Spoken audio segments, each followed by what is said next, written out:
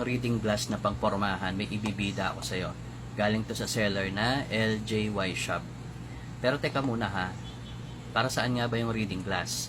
So kung hirap ka nang magbasa o mag-focus sa mga babasahin ng pangmalapitan, let's say for example, newspaper, resibo, dyaryo, o kahit sa cellphone mo, kung parang naduduling-duling ka na, nagpapatungan na yung letra, reading glass na ang kailangan mo. Pero syempre, bago mo desisyonan yan, mas mabuti magpatingin ka muna sa doktor. At alamin mo na rin yung sukat mo, kasi ang mahal magpagawa ng reading glass sa labas. Pero ito nga yung ating bida sa ngayon. Ito. Galing to kay, again, yung seller natin si LJY Shop. Ito yung 3-in-1 na reading glass. May case na kasama. May pangpunas ito. May pampunas to, hindi ko na nilagay dyan sa case. 3 kulay yung available. Okay. Ito yung black natin. Okay. Alapit. Tayo natin konti. Okay. Yan. Meron tayong black silver, at rose gold para sa mga babae. Susot ko ha. So, bakit sinabing 3-in-1? Dahil nga, first, reading glass. Second, anti-radiation, anti-UV. Para saan yon? Yun yung kapag babad ka sa cellphone, sa laptop, tapos pag uwi mo ng bahay, manonood ka pa ng TV, ay nako, kailangan ang salamin mo ay may anti-UV o anti-radiation na tinatawag.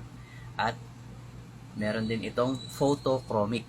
Ibig sabihin ng photochromic, kapag nasinagan to ng sikat ng araw, or actually kahit nasa lugar ka na limbawa sa isang mall o basta any facility na sobrang liwanag ng mga ilaw, mararamdaman mo kahit slight lang magpo-photochromic siya, o para kang may instant sunglass. Okay?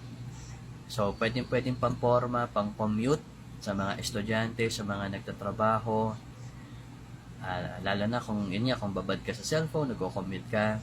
Napakaganda na itong reading glass na to. Wala pang 200 pesos.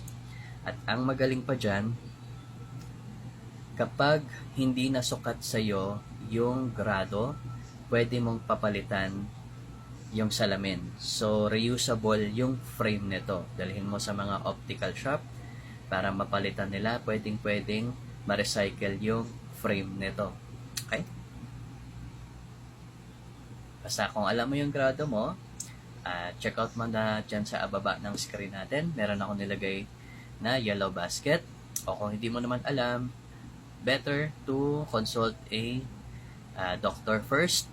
And then, etong video na to na napapanood mo ngayon, i-send mo to sa messenger mo. Dyan sa baba sa kanan ng screen mo, sa ibaba ng comment, may makikita ka dyan, favorite, pwede mo pindutin yan, o kaya may makikita kang 3 tuldok dyan, i-press mo yan, tapos i-send mo sa messenger. Kung sa palagay mo naman ay may mga ibang tao na mangangailangan itong video na to, pwede mo rin i-click yung repost. Okay? So, ang ganda na itong glass na to, sulit na sulit yung less than 200 pesos mo. Grabe. Okay? So, kung nagustuhan mo rin, alam mo na gagawin, check out mo na, follow for more. See you on our next Budol item. Bye-bye.